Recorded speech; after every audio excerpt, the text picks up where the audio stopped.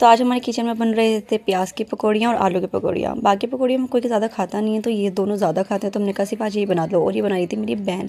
तो मैं तो पता ही सबको कि छुट्टी पे चल रही हूँ, क्योंकि मेरी बहन आ चुकी है, तो वो उसने सारा काम अपने सर पे ले लिया है और वो अपने प्यार प्यारे हाथों से ही ये सब बना रही थी। और मैं पीछे दिखा रही थी कि कपबोर्ड हमेशा खुली रहती है जब भी मैं व्लॉग शूट करती हूँ। फिर मैं अपनी अम्मी से पूछ रही थी कि अम्मी रुअफ़ज़ा किसने बनाया? तो अम्मी ने कहा रुखसार ने बना के रख दिया। मैंने कहा पानी वाला बनाया रुअफ़ज़ा, एक्चुअली हमें ये भी अच्छा लगता है।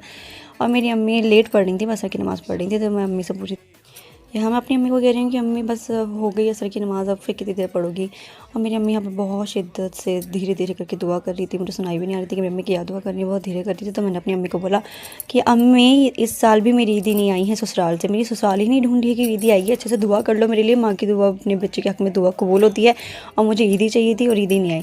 तो मैं बोल के फिर बैठ गई। फिर उसके बाद हम बहनें मौसम मरी आगे बैठ गई थी मेरे पास। वो कह रही थी कि देख मेरी भी चूड़ियाँ देख रही हैं। और फिर मेरी दूसरी बहन भी आ गई थी रुखसार, और हम तीनों अपनी चूड़ियाँ दिखाती है। ये तीनों चूड़ियाँ बहुत ट्रेंड पे चल रही हैं और हम तीनों ने पहन रखी है। बस हमने आगे घुंघरू नहीं लगाया, क्योंकि हम वो देख लेंगे आगे रख के कभी लगा लेंगे तो। फिर उसके बाद हम वेट कर रहे थे, भैया नमाज़ पढ़ रहे थे, तो उनका वेट कर रहे थे। ये रुखसार ने दूसरे की मेहनत को अपने हाथों में उठा लिया था दिखाने के लिए।